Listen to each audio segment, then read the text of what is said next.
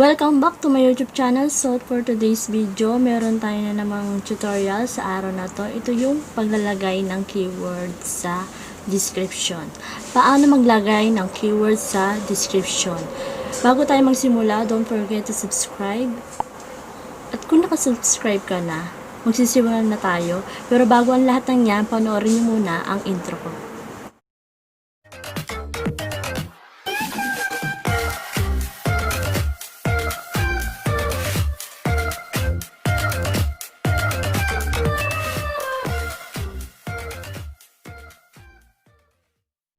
So yun guys, dito na tayo sa screen recorder natin.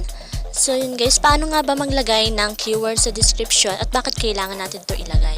So yun, ganito yun guys. Kaya kailangan natin maglagay ng keyword, hindi naman tayo sikat pa. At para ma-search nila yung ating ginawang video. So yun, yung keyword na yung makakatulong yun para maging researchable yung ating content or video na ginawa. So yun guys, papakita ko sa inyo kung ano ba yung keyword na sinasabi ko. So ipapakita ko sa inyo dito guys sa isa kong video na nilagyan ko ng keyword. Ito yung sample ng keyword na sinasabi ko guys, nasa description.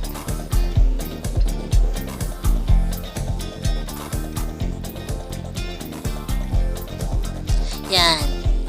Yan yung mga yan, yung mahabang yan yung keyword. Related yan sa ating topic. Yan yung video na yan. Ang video na to ay about sa pag-remove ng watermarks. Yun yung nilagay kong topic or yung keyword na related doon. So yun guys, umpisahan na natin. I-back na natin siya guys.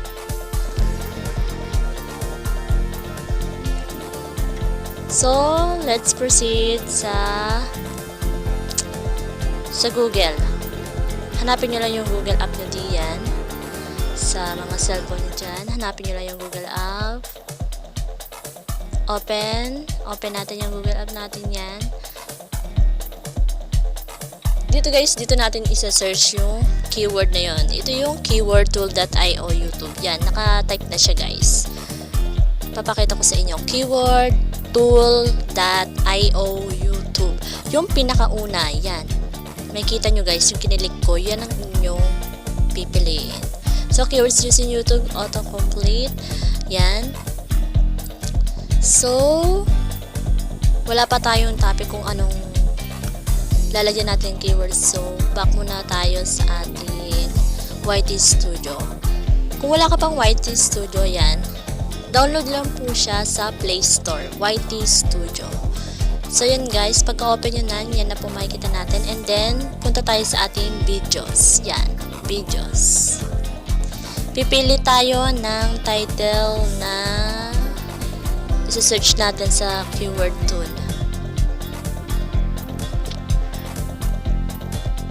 Ang napili ko ay itong how to upload videos in YouTube. So yun guys. Papakita ko sa inyo yan.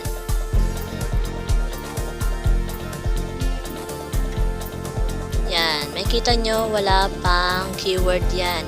Mga nandiyan lang yung mga link natin ng ibang video, yung mga social media account, yan, nandiyan lahat yan. So, lalagyan natin yan guys. Back tayo ulit kay keywordtool.io, kay Google App. Nauna nating in-open. Yan. And then, dyan mo isa-search yung video na napili natin, diba? How to upload YouTube videos or how to upload videos in YouTube. Yan, check natin kung tama ba yung yan, how to upload YouTube videos or how to upload videos in YouTube.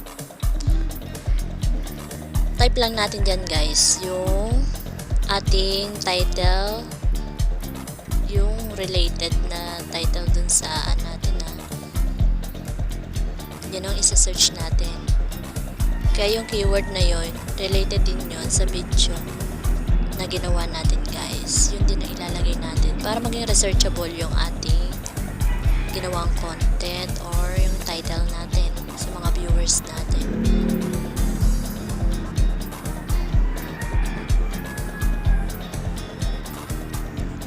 Yan guys, makikita nyo, yan yung mga suggested keyword. Yan, ganun siya karami. Conforme, may ibang kakaunti, merong ibang marami siguro sa pagsa-search lang niya ng title natin. So yan guys, pwede nyo i-select or gusto nyo ilahat nyo siya yung box na katabi ng yung keywords, pindutin nyo lang yun para mag-check siya lahat. Yan, check nyo lahat yan. And then sa bottom right side natin, pindutin nyo lang yung copy. So balik ulit tayo sa ating description. Diyan natin ipe-paste guys. Yan, ipe-paste lang natin dyan guys. Yan. So yan, marami na siyang keywords sa ating description. Yan. Up lang natin. Ganyan siya karami. Ano yun? 74 yun, no? Nakopy natin yan, 74. Lahat yan 74. Yan ay related ang keywords na yan sa ating content, sa ating title. So kung gusto nyo pang dagdagan yan guys, balik lang ulit tayo sa keyword tool. Sa keyword tool natin, may iba pang option doon na pwede mo i-search pa. So yan guys, kung gusto mo, edit natin ang yan, yung isa-search natin. Pwede yung dagdagan nyo na on mobile phone or using Android. Yun. Using Android, how to upload videos in YouTube using Android. Yun. Basta related siya sa title natin. Kalimitan naman sa mga YouTuber ngayon, nag-e-edit na lang sa sa Android. Doon na rin gumagawa sila ng mga so kalimitan Android.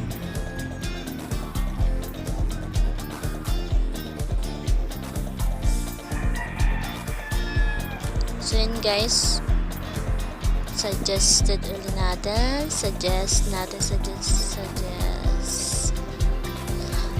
wait lang natin guys.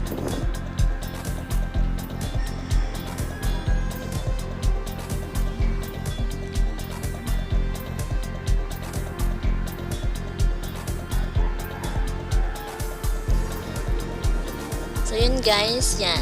Yun ang suggest niya. I-all na lang natin ulit and then copy. And then back to YT Studio and then paste. Ang ginagamit kong apps ay YT Studio. Ganun siya kadali para i-open yung mga videos. Yan.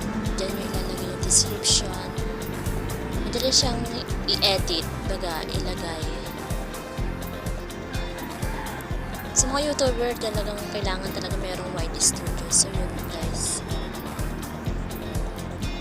Download nyo lang yun. Kung baguhan lang kayo, i-download nyo lang yun. Mahalaga yun sa atin, mga YouTuber. So yun guys, meron pang other option. Pwedeng preposition. So yun tayo sa preposition. Yan lang ang suggest niya. So yun, pindutin lang ulit natin yung keywords and then copy. Pagka-copy, balik ulit kay YT Studio. Sa description natin sa videos na yan. So paste again natin, paste natin.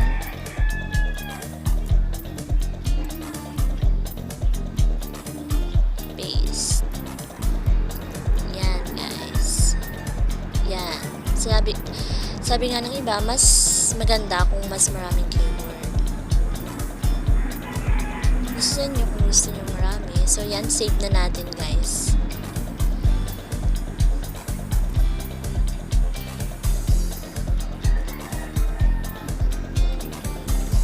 Pasensya nyo na guys kung medyo maingay ang paligid.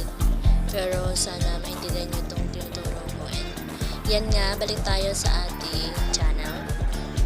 Sa video na ating inedit na yun. Yun yung how to upload. Tingnan natin kung nandun na ba yung ating keyword. Ipapakita ko lang sa inyo guys.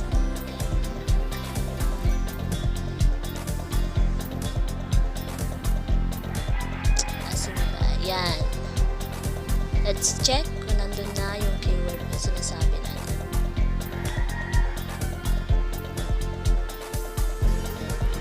Yan. Yan. So yun guys, nandiyan na nga yung keyword. So hanggang dito na lang guys. Ngayon ay sana ay may natutunan kayo sa aking tutorial na ito. I hope na makatulong sa inyo, lalo na sa mga bagong YouTuber. Kailangan nyo yan. Sa pag-upload ng videos, kailangan din natin lagyan ang ating description. Ganong kahalaga yan. So yun, hanggang dito na lang guys. Thank you for watching.